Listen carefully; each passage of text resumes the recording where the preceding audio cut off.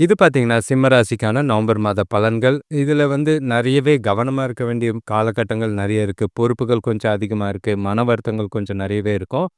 குறிப்பா சொல்லணும்னா, உங்களோட ராசியில கேது இருக்கிறது ஏகப்பட்ட குழப்பங்கள ஏற்படுத்துற மாதிரி இருக்கு. 2ஆம் இடத்திலயும், 3ஆம் இடத்திலயும் சுக்கிரன், 3ஆம் இடத்திலயும், 4ஆம் இடத்திலயும் சூரியன் இருக்காரு. செவ்வாயும், புதனும் வந்து ஆ 4ஆம் இடத்துல இருக்கிறது. 7ஆம் இடத்துல சந்திரன், ராகு. சந்திரன் பார்த்தீங்கன்னா, ஒரு சர்க்கிள் அதாவது கும்ப ராசியில ஆரம்பிச்சு, கும்ப ராசியில வந்து முடிவாரு.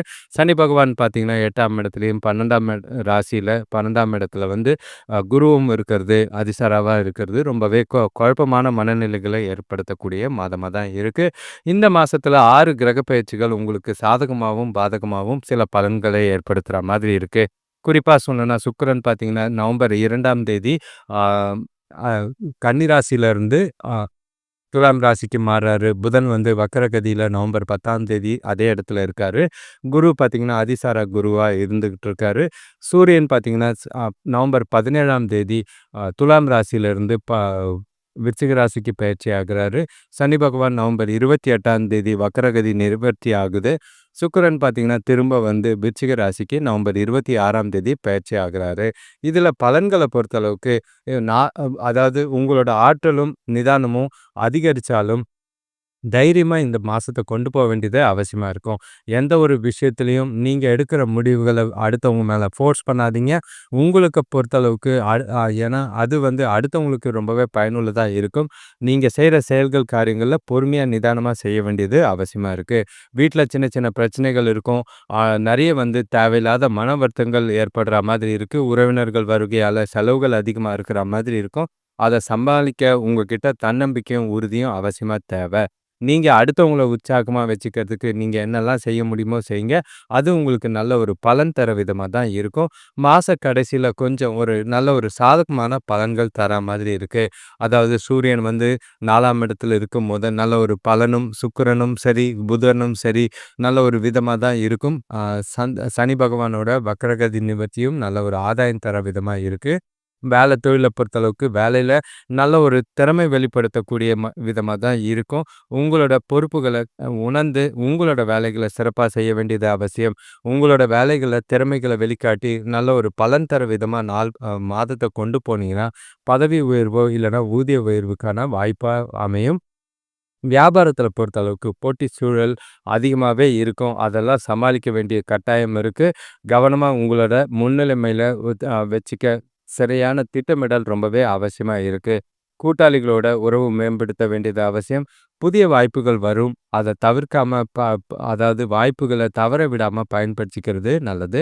உங்களோட முயற்சிகளுக்கு முன்னேற்றத்துக்கும், நல்ல ஒரு எதிர்காலத்துக்கு வழிவகுக்கிற வகையில இந்த மாசத்த கொண்டு போறது நல்லது. பண விஷயத்த பொறுத்தளவுக்கு வரவு இருக்கு. ஆனா எதிர்பாராத திடீர் செலவுகள் குடும்பத்தில ஏற்படக்கூடிய விஷயங்கள் இருக்கு. முதலீடுகள் செய்யும்போது ரொம்பவே கவனமா இருக்க வேண்டியது அவசியம். ஆ அப் ந ந அதாவது மாச நடுவுல பார்த்தீங்கன்னா, பழைய கடன்கள் தீர்க்கிறதுக்கு முயற்சி செய்யுங்க. வர பணத்த வந்து சேமிச்சு, உங்களோட கடன்கள தீர்த்தீங்கன்னா, மனசுக்கு கொஞ்சம் நிறைவா இருக்கிற மாதிரி இருக்கு.